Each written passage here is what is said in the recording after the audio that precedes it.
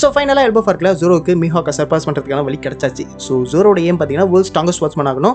But அதுக்கு அவன் கரண்ட்டில் வேர்ல்ட் ஸ்ட்ராங்கஸ்ட் ஸ்வாட்ஸ்மேனாக இருக்கா மீஹாக்கை டிஃபீட் பண்ணணும். பட் இங்கே 2 பேருக்கு நடுவில் இருக்க அந்த பவர் கேப்ன்றது ரொம்பவே ஹியூஜ்.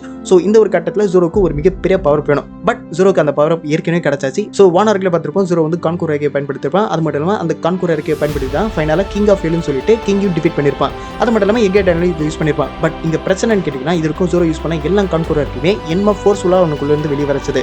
அதாவது இதற்கும் ஜோரோ வந்து கான்கூர் ரேகையை ஃப்ரீயாக யூஸ் பண்ண முடியல.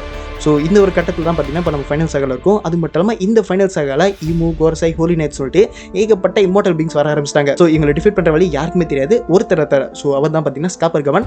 ஸோ கவனை பொறுத்தவரைக்கும் பார்த்தீங்கன்னா அட்வான்ஸ்டு கான்கூர் ரேகையை பயன்படுத்தி இந்த இம்மோர்டல் பீங்ஸோட ரீஜென்ரேஷன் எபிலிட்டியை கம்ப்ளீட்டாக ஸ்டாப் பண்ண முடியும். ஸோ இந்த ஒரு கட்டத்தில் எல்பஃப் முடியறதுக்குள்ள ஜோரோ வந்து என்மாவோட உதவி இல்லாமல் கான்கூர் ரேகையை பயன்படுத்த கற்றுப்பான்னு நினைக்கிறேன். அதுவுமே தாண்டி அட்வான்ஸ்டு கான்கூர் ரேகையை கற்றுக்கிறதுக்கும் வாய்ப்புகள் இருக்குது. ஸோ ஒரு நாள் என்மாவோட உதவியே இல்லாமல் ஜோரோ வந்து கான்கூர் ரேகையை பயன்படுத்த போகிறான். ஸோ அந்த நாள் ஜோரோ வந்து மீஹாவோட லெவல் இல்லை, மீஹாக்கே சர்பாஸ் பண்ண போகிறான்.